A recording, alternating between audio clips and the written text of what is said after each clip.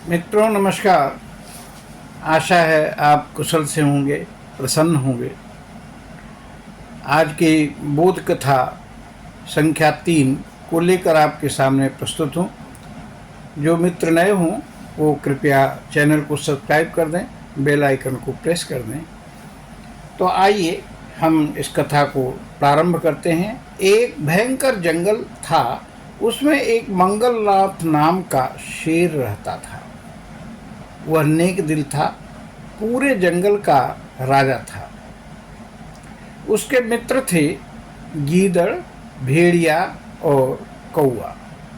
गीदड़ का नाम था आनंद, भेड़िए का सुखसेन और कौवे का नाम एकनैन था। वे तीनों धूर्त थे, शेर की चापलूसी करते और जो वह शिकार करता शेर के खा लेने पर स्वयं खाते। एक दिन एक ऊंट अपने समूह से बिछड़कर उसी जंगल में आ गया। आनंद, सुखसेन और एकनैन उसे देखकर खुश हो गए। आपस में बात करने लगे कि अगर शेर इस ऊंट को मार दे तो शेर के खाने के बाद भी ढेर सारा मांस बचेगा, जो हम लोग बहुत दिनों तक खाते रहेंगे। अब ये राजा मंगलनाथ से जाकर बोले, राजन, एक ऊंट लंबूनाथ भटक के इधर आ गया है। आप उसका शिकार कर लें तो बहुत दिनों तक शिकार नहीं करना पड़ेगा, बहुत सारा मांस खाने को मिल सकता है। शेर ने कहा, अरे वह तो अतिथि हुआ, हमें उसका स्वागत करना चाहिए। धर्म यही कहता है, जाओ उसे आदर से ले आओ। तीनों मित्र बहुत दुखी हुए। इस मंगलनाथ को धर्म की पड़ी है और हम भूख से मर रहे हैं।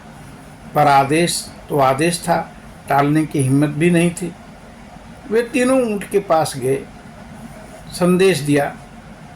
ऊंट भी भूखा था, सोचा शायद वो दोस्ती कर ले, चला गया। शेर ने आवभगत की, आराम करने की कह वन में चला गया। वहाँ उसकी लड़ाई हाथी से हो गई। शेर को चोट लग गई, अतः वह भाग आया। दांत भी हिल रहा था। कई दिन भूखा ही रहना पड़ा। इधर इन तीनों ने एक योजना बनाई। योजना अनुसार वे ऊंट के पास गए और बोले कि राजा हमारे पूज्य हैं, आजकल बीमार और भूखे हैं। हम स्वयं को उनको अर्पित कर अपना धर्म निभाने जा रहे हैं। हम लोगों के न रहने पर तुम उनका ख्याल रखना। शेर के पास चारों गए। सबसे पहले एकनैन कौवे ने कहा, राजन, आप भूखे हैं, मेरे शरीर को खाकर अपनी भूख मिटाइए। कहा भी है, परोपकार से बढ़कर कोई धर्म नहीं है।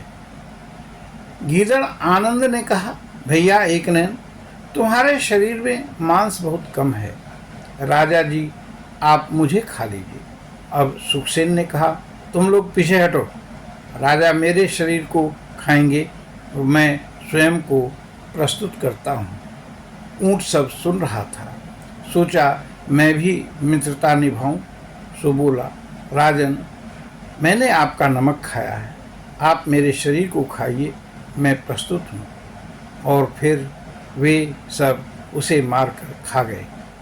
इससे सीख मिलती है कि अपने स्वभाव के विपरीत लोगों से मित्रता करने पर लंबूनाथ की तरह जीवन से हाथ भी धोना पड़ सकता है। आप सभी को बहुत बहुत धन्यवाद। नमस्कार।